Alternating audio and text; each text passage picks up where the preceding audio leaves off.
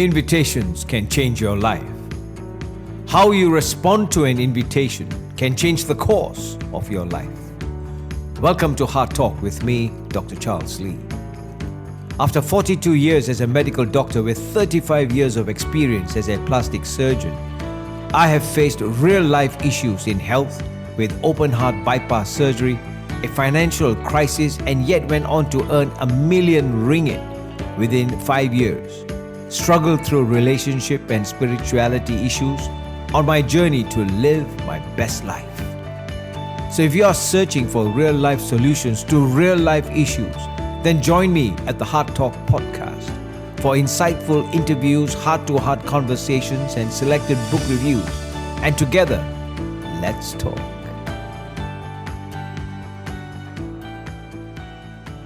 What's your vision for it?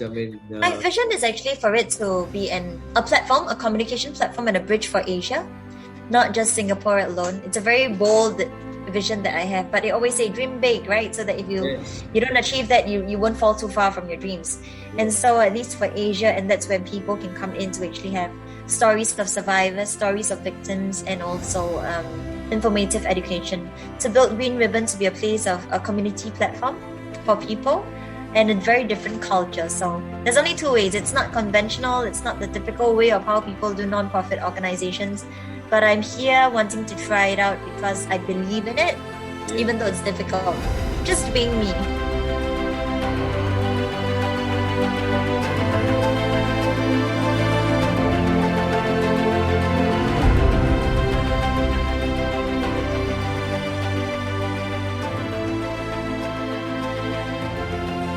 I begin by saying thank you to Singaporean Entrepreneur Eleen Ng of EL Lifestyle Boutique for prodding me on to source out the voice behind Singapore's Project Green Ribbon.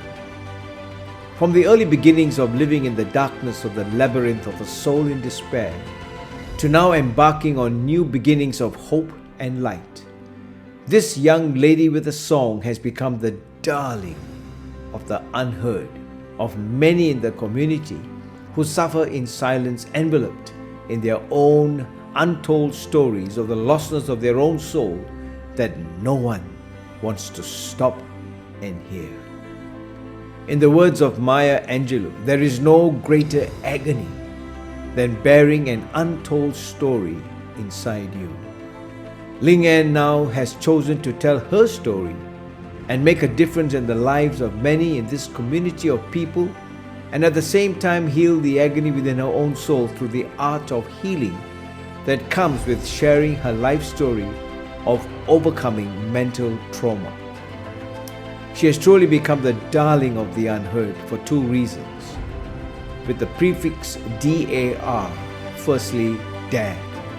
Ling dared to be different and make a difference. And secondly, Ling took her darkest moments and created a platform with floodlights that the world could now see and change in its attitude towards the social stigma of mental health. Like the lady with the lamp who brought healing and compassion to many at a time of distress and war, this lady with a song brings joy and hope during a time of pandemic caused by an invisible enemy. And in my mind, she is Singapore's Florence Nightingale, with a song from her heart titled, You Are Not Alone. I'm Dr. Charles Lee, and this is Heart Talk. Now let's talk with the co-founder of Project Green Ribbon, Ling Anne Hsieh.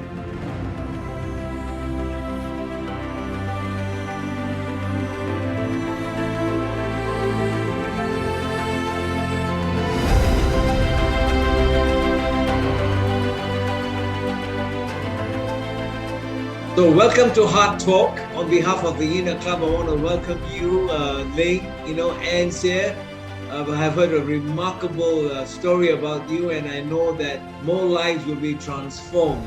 So the Inner Club with Heart Talk, ENER, is empowering a network of entrepreneurs in the real world And so this afternoon's conversation, the real world is a world without social stigma. And that's where I felt that it would be wonderful. So thank you for giving me your time. And I've titled it this way: A Conversation with the Dar-Ling of The Unheard. Oh, wow, that's impressive. So the word darling has got a hyphen to it. Okay. So it's DAR-Ling. Okay. And the reason why I put the hyphen in there is because the word DAR has got two connotations to it. And the first is you dared to be different. You dared to make and take your life and make it change for others. You dared to make a difference in your life. So that's the first DAR. Okay, you dared to be different. And the second one that I noted was that you took your darkest moments and brought light to it. And with that candle of light now, you not only lit yourself, but you brought light to many other people, in Singapore and across the world. So those are the two DAR, the Dar-Ling of the Unheard, is the one who dared to be different and the one who took her darkest moments and brought light. You are Singapore's Florence Nightingale, okay? Because you will be amazed of how many people's lives have been lit up. Because all of us go through dark moments. All of us have dark sides to our life. But how many are brave enough to stand up in front and make a difference? And that itself, when I look at your history, it reminds me of the words of Maya Angelou. She said this. She said that there is no greater burden than a story untold. And a lot of people are carrying their stories. They don't tell anyone. Nobody wants to listen. And many of them carry those burdens to their grave, you see. So I felt that this was a real honor to meet with you. And I want to sum up your life in 2 sentences, okay? And the first sentence I felt that when I listened to all your conversations is, I was tired of living. That was your first quote. And now the recent one is that your WhatsApp to me is, it's been madness the weeks ahead. So you have evolved from being tired to a situation in your life now where it's madness, it's crazy busy. And it's all because you decided to make a difference, in your life. You're busy coming up with a conference. This Mental Health Day is coming up, right? Yeah, so we have this event that's coming up this Sunday on the 10th of October. It's World Mental Health Day. Okay. And so in conjunction with that, we're having a human library. So a presentation of stories by different people from diverse backgrounds.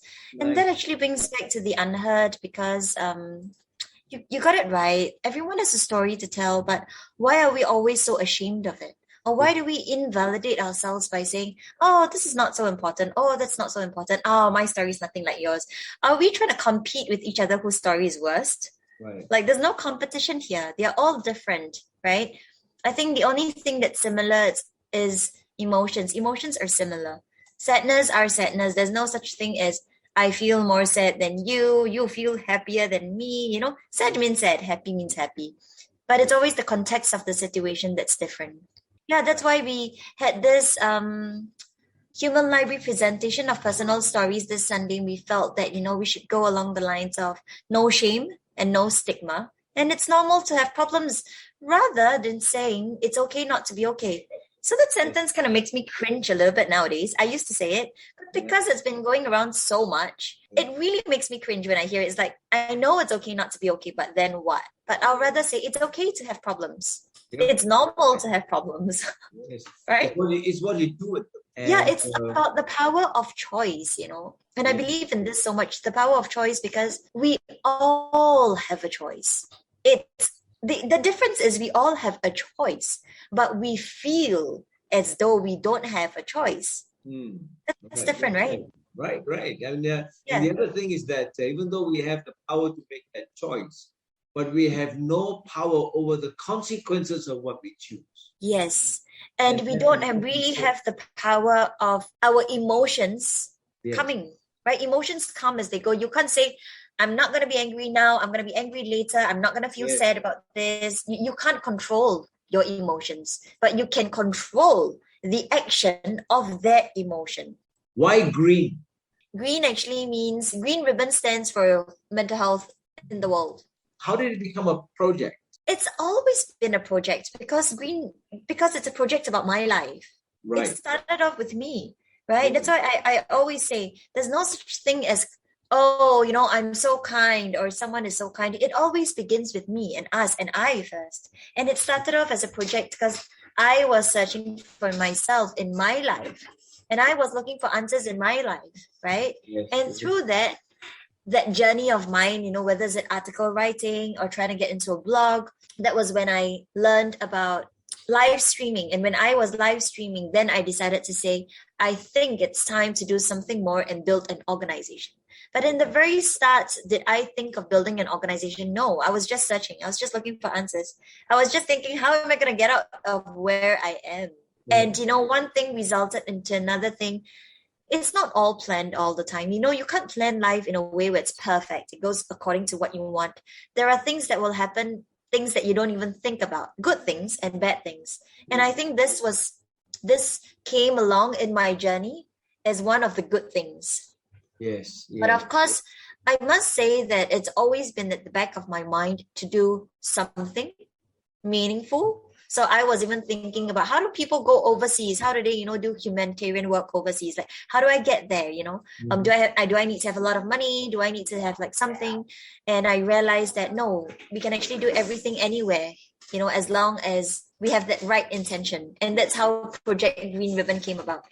And so we needed to add on a word in front, which was the word project. Yeah. When you start something, you always go top down because of finance, but I hear and I read that it's a ground up type of project where you work from the ground, and that's more effort because you got to get to people. How did you work that out? How did you realize that this is going to be a ground up build? There are many people in the world, I mean, in Singapore at least, who says the word ground up, right? But they don't really do it ground up because it's still from top down. I think for me, I started from myself alone. And so what I did was I went to Google, I went to YouTube, I went searching, I went reading. One thing I must say is I'm blessed because I'm very resourceful. That's one of my strengths. And I did the art of never give up and don't be afraid to ask. Regardless of who you are, I would just ask, even if I think you're a celebrity with a few million followers, I'll still drop you a text and I'll make sure that I drop you a DM and an email at the same time. So, regardless of who you are, whether you're a celebrity, a government agency, or a personal, just an individual, I would do the same. And so it started off with 100 emails into various organizations, not even thinking I would get a reply because I had no knowledge of it. So I didn't even know how to reply an email. Like, what do I say? How do I greet someone? What are the ethics? It's like there and there, like, hi, okay, straight to the point, don't waste my time, right? Yeah, and that's just who I am. So over time, I didn't think that email that I wrote would actually be read. And surprisingly, people started replying and people came back to us and said, what is this about? And what's the funny part about it? At the end of that, I wrote, I have an amazing pitch for you that I believe we can collaborate on, when I had nothing ready. I had a draft idea, but I didn't have anything really ready to show, like a pitch deck or like slides, something more tangible. I didn't have that.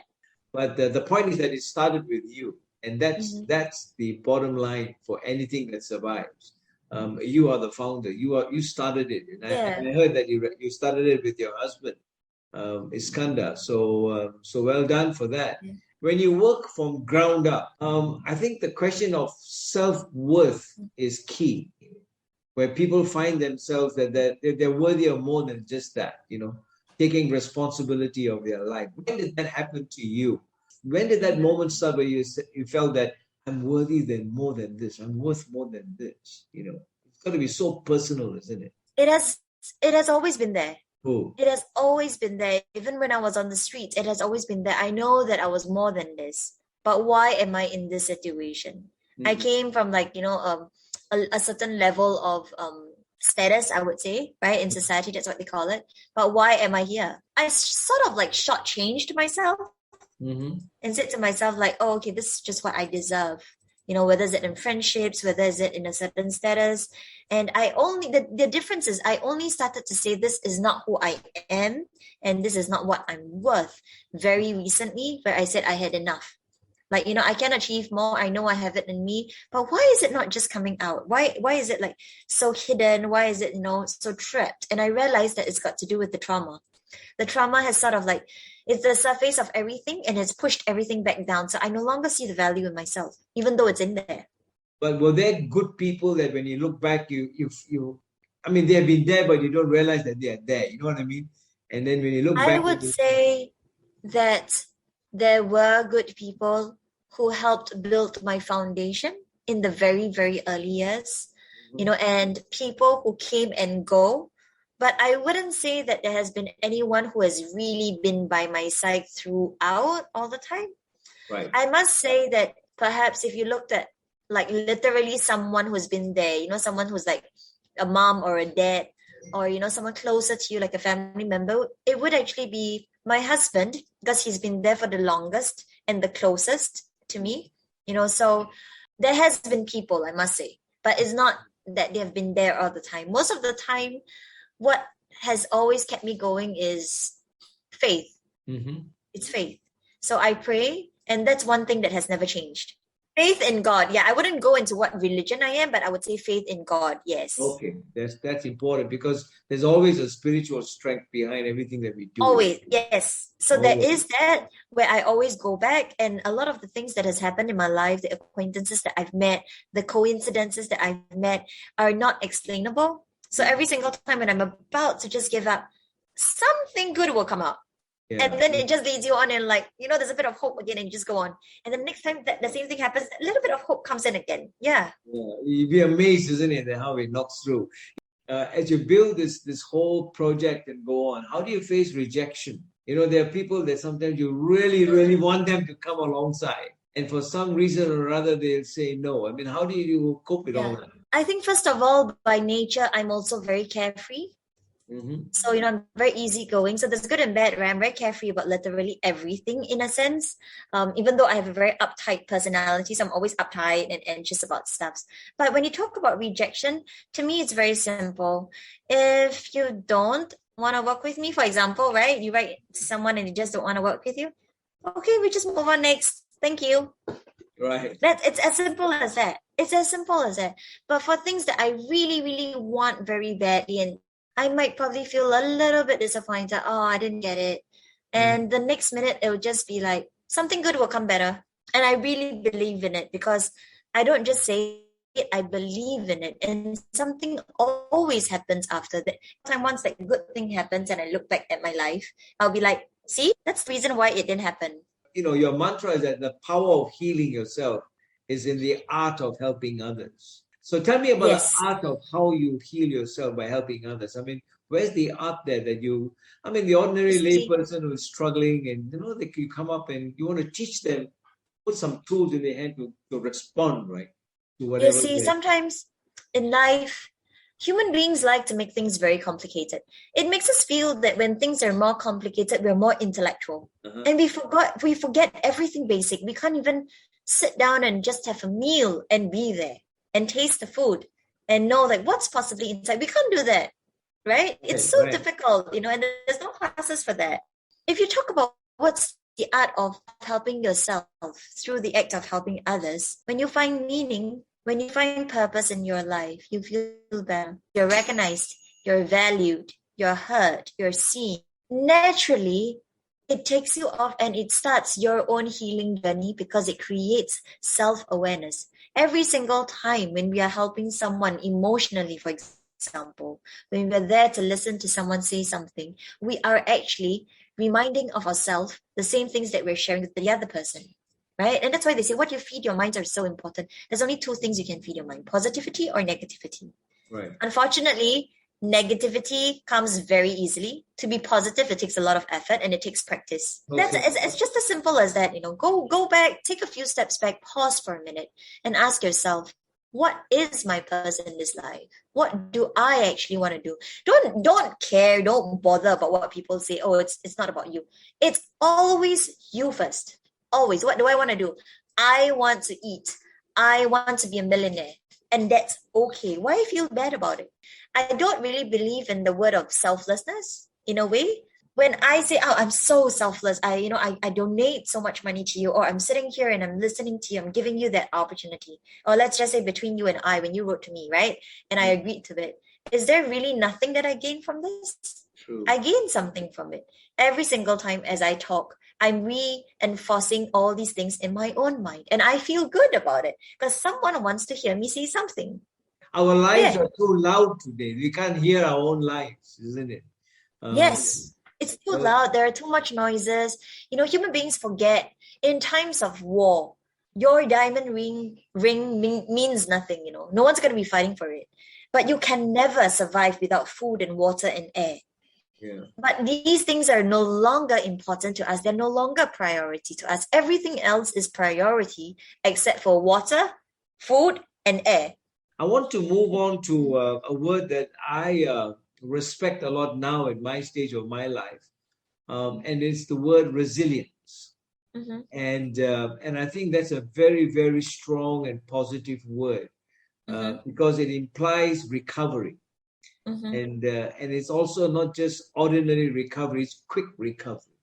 Mm-hmm. And this is something that I want your take on the word resilience. How did that come into your life? Because to have a robust life, Ling, you got to be resilient, and it's not on the outside; it's your inner man, it's your inner being that develops robustness, to face the storm of life. So tell me about that in you. I mean, resilience is built through every single experience that has occurred in your life. From that, every single decision, that choice that you have made, that's when resilience is building. As young as, ever since the day you're born, resilience starts from there.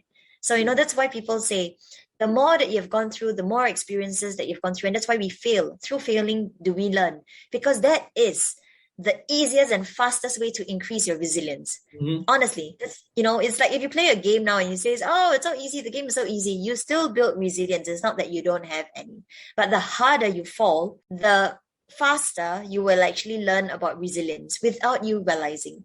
It's so, people always say, they go for courses, they say, how do I learn how to build my resilience? 10 steps, 9 steps. It's rubbish.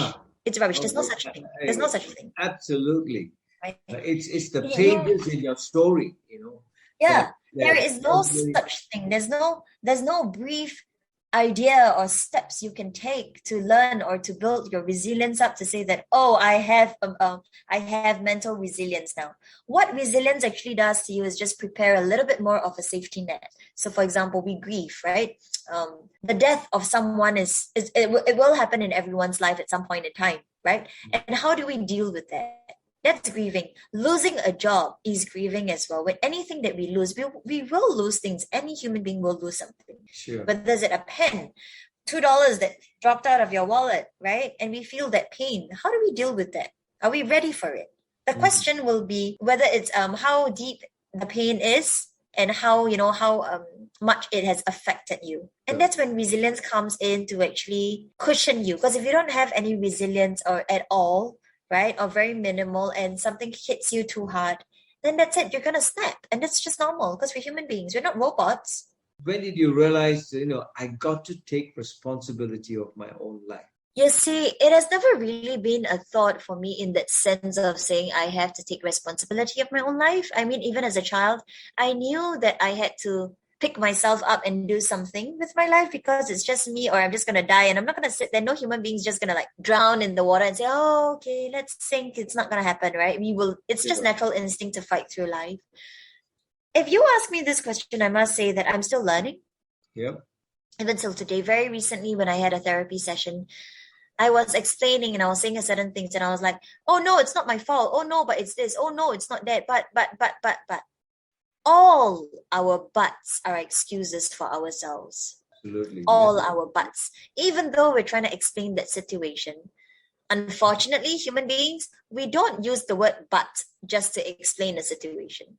It's a reason for us to explain that situation, to convince the person in front of us that, hey, it's not my fault, because, but I think, today, when we look at everything, I must say that all human beings are constantly learning. We are always constantly learning to take responsibility of our lives. Unfortunately, not many people do. But at the end of the day, it is our choice. Whether you like it, you don't like it, you will still live that life. And what comes out of it is your choice. And how you write your story is within that power of your hands. How will you measure your life? At the end of the Yeah. journey, it's not by a yardstick or a ruler. It's all the lives that you have changed, and I think that's the greatest milestone in your journey. It's the number of people's lives that have been impacted by your very own. Yeah, I believe in that very much, because every single time I ask myself and I say, it's funny because I'm starting to get a bit scared as I grow older. It's very, very recently, I had a very big meltdown recently. I used to say, no, I'm 20 something. Oh, I'm 20 something. 30 so old, because I was always the youngest in the group wherever I went. And I've been so young, like forever, it feels so long. Probably because I had to raise myself up, right? I've been living on the street. So everything's sort of like, oh my goodness, like, was I ever a child? Like, when was the last time I could really be a child, right? It just I don't have any memories of that. And so before my 30th birthday, I was going through a very depressive state. And then on that day itself, I was throwing tantrums, okay, without me realizing. So I was just like, I don't want to do this. I don't want to do that. I was just sad. I didn't feel anything. I just went into that mode. And my husband asked me this, is it because of your birthday? And my best friend asked me the same thing. And I said, the first answer was no, it's not. Why will it be? It cannot be. And I thought I got over it. And then suddenly it dawned upon me and I said, I think it's got to do with my birthday, because it started triggering thoughts like, what have I achieved today? Look at where my peers are today. Why do I have nothing today? Even though, yes, I may be the co-founder of blah, blah, blah. And, people write their comments and people say how inspiring you were. What do I actually have today? Right? What have I achieved? I have nothing. And so it hit me very hard, and I started realizing, and I said, when I die, as I grow older, I'm getting scared. I say, oh no, I'm left with 10 more years. And by the time I'm 40, what do I want to achieve? And I said, what will I actually regret from this? When I look back at my life, even now, what have I regretted? And then I look into the future. What do I think I will regret? I think I would have regret not giving my best. I think if I don't take up responsibilities for my life, now it's not about whether I win or how much money I make, but if I don't do my best to live my dream and to impact the people around me, I'm going to be very scared. And I think I'll regret a lot. And also because I have faith, at the end of the day, when I look back, oh my goodness, the amount of people that I've hurt or I've harmed, I don't want to be in that state. Like, I don't think anybody will want to be in the right frame of mind. And so I said to myself, very conscious effort and decision where I want to do my best. Nobody says, I'm going to pick the worst situation, the worst way. I will choose all my choices the worst. Regardless of what we do, we always take the best. But that best may not be right or ideal. But in general, where do I want to be? I want to be able to impact the world and make changes, and not just make changes by, changes, but what kind of changes? How are we going to impact the world? And the world, or even, we don't say the world, even my surroundings, let's just say Singapore. How am I going to impact Asia? It's through creating a presence. Then how do we create a presence to get that impact into people's lives? And so that's why, even as I do my talks, I try to do every single talk that I can, regardless whether it's paid or it's not paid. Most of the time it's not paid. And then, going into it and putting up our emails even on the website to say, hey, we're in Asia, it's not going to be that far. And if you want to write to me, you can write to me. But of course, I take quite a while to reply now. Like now I take a while. It used to be much faster and I had more time for everybody. But it's been really, really challenging, especially with, that's why I said to you, it's madness. It's really insane. This is the thing that I wanted to ask you at the end of it all. When you think of resilience and you think of self-compassion and you think of all the other bits and pieces, the most important is the word joy. Have you found your joy now in what you're doing? The word joy is something that we all search for. And sometimes we do the things that we think we're doing to fill up that void of joy. But it's not. And it's not. The challenges that I have right now are very materialistic. We talk about sustainability. We talk about how do we move this further. Do I have the answers? I pretty much have the answers. What I have, and I've noticed around my peers as well, is the things that I have, none of the people around me have. It's just different. But the things that everyone around me has status, financial stability, a house, or that kind of thing.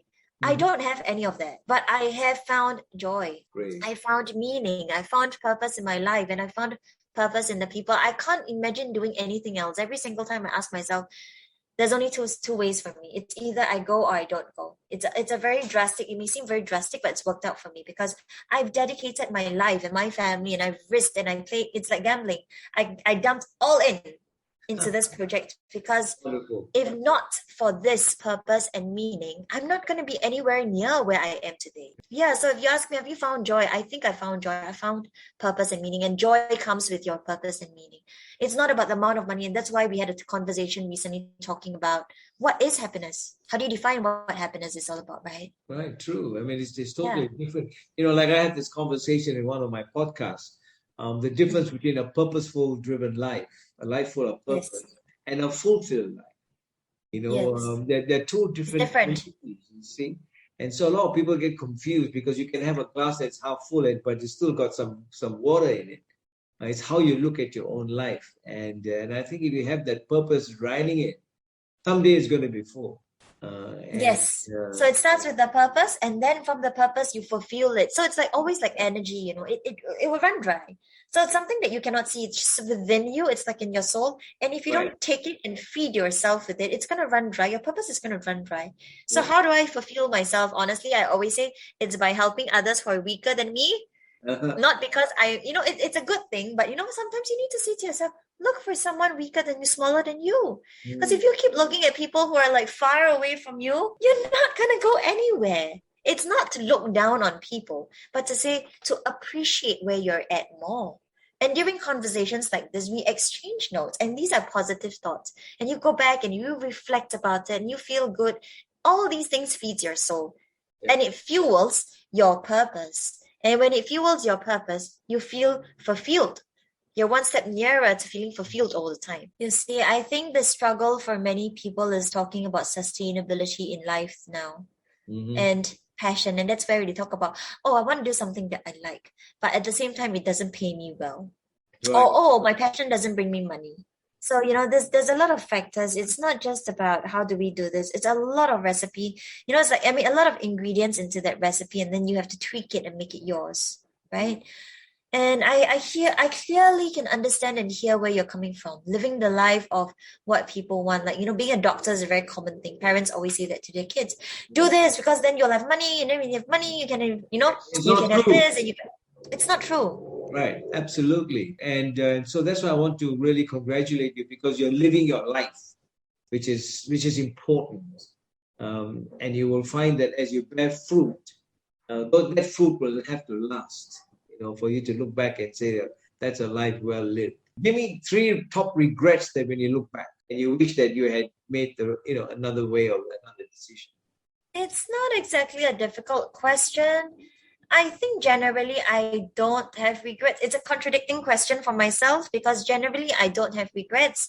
But at certain points in my life or the emotions when I'm feeling, then the regrets start coming up. But in a whole, I think I don't regret because all the experiences that I've gone through have brought me to where I am today. And so I like to jokingly say, it's time my past helped me to achieve something more because I've paid a heavy price for it. As a child, basically, I just got a bad card, right? I can't choose the cards that I had. It's just a bad card given to you now. Okay, take it. What are you gonna do about it? Right. And I feel that has helped me get somewhere today, faster, Absolutely. Easier to be heard. Without that, I will have nothing to say, right? Nothing valuable to share as well. So, yeah, in general, I don't think I don't have any regrets per se. Yeah. But it will come every once in a while, but and that's normal too. Sure. So where do you see the Green Project going on? I mean, what's your vision for it? I mean, my vision is actually for it to be a platform, a communication platform and a bridge for Asia, not just Singapore alone. It's a very bold vision that I have, but they always say dream big, right? So that if you don't achieve that, you won't fall too far from your dreams.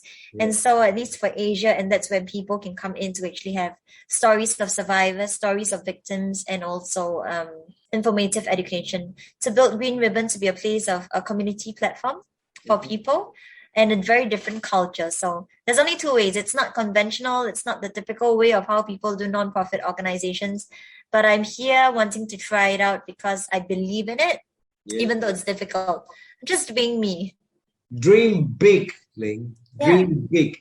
And remember what my words when I started off. You are the Dar-Ling of The Unheard. So stay that way. And you'll be amazed where the people that you are lifting up their lives will take you to a place where you would never know. And we can't do it on our own, but we do it together. And I want to end with this. You'll never walk alone. Yeah. And that has been your central, we call it the iota, the central aortic cord in your life. And so we hope that we'll meet sometime soon.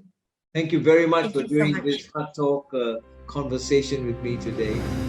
Wish you well. Wish you a very good event on October the 10th. And we hope that when we meet again, there'll be more stories to tell.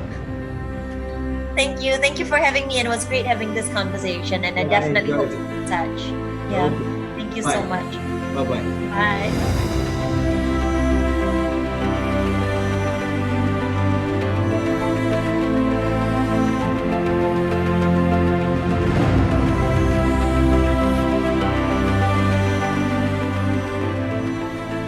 A story to tell, but why are we always so ashamed of it? Or why do we invalidate ourselves by saying, oh, this is not so important, oh, that's not so important, oh, my story is nothing like yours? Are we trying to compete with each other whose story is worst? Like, there's no competition here. They're all different, right? I think the only thing that's similar is emotions. Emotions are similar. Sadness are sadness. There's no such thing as I feel more sad than you feel happier than me, you know. Sad means sad, happy means happy. But it's always the context of the situation that's different.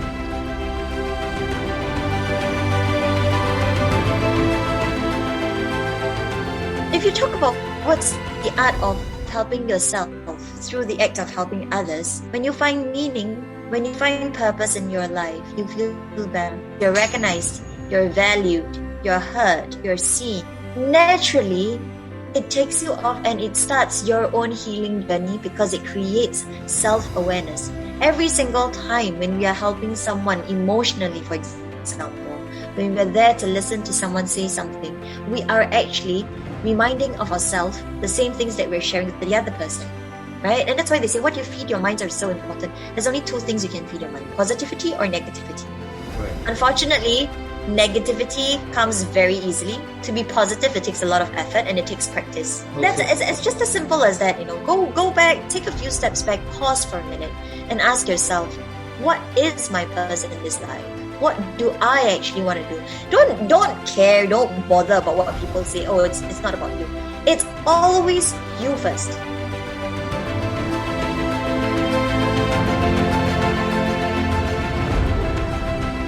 What will I actually regret from this? When I look back at my life, even now, what have I regretted? And then I look into the future. What do I think I will regret?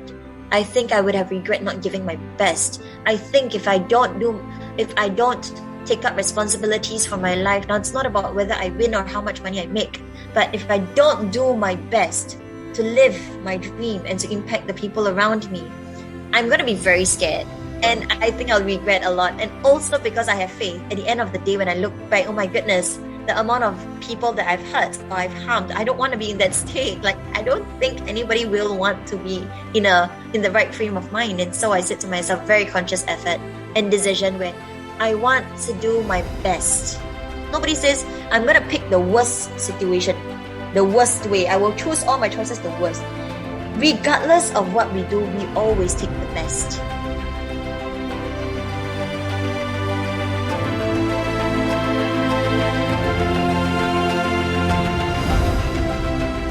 The things that I have, none of the people around me have. It's just different. But the things that everyone around me has, status, financial stability, a house or, that kind of thing, I don't have any of that. But I have found joy. I found meaning. I found purpose in my life and I found purpose in the people. I can't imagine doing anything else. Every single time I ask myself, there's only two ways for me. It's either I go or I don't go. It's a very drastic, it may seem very drastic, but it's worked out for me because I've dedicated my life and my family, and I've risked and I played. It's like gambling.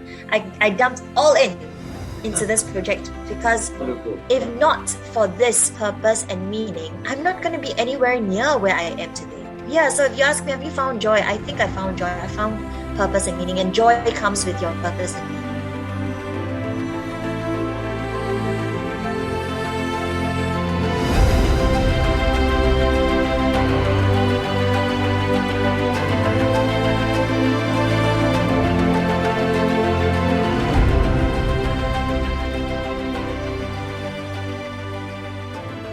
Ling Anne Hsieh is the co-founder of Project Green Ribbon, a non-profit, non-governmental organization with a vision to empower, educate every generation towards building mental resilience and eradicate mental health stigma. It is 100% run by volunteers, people from all walks of life who come from within the community. Its purpose-driven mission is to serve as a communication platform and a bridge for the unheard in building mental resilience and purposeful lives for a better, inclusive community and society. You can learn more and help support their initiatives at their website projectgreenribbon.org.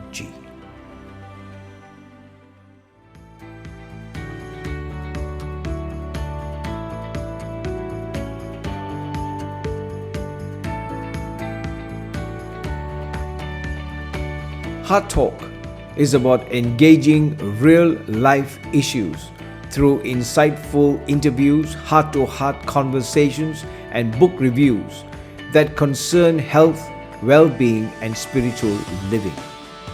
Join us and please subscribe and share our YouTube channel, Heart Talk with Dr. Charles Lee.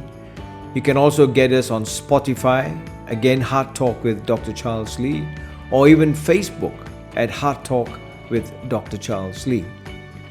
You can also visit us on our website hearttalk.com.my, and you can write to us at charleshearttalk@gmail.com. Till next time, let's talk soon.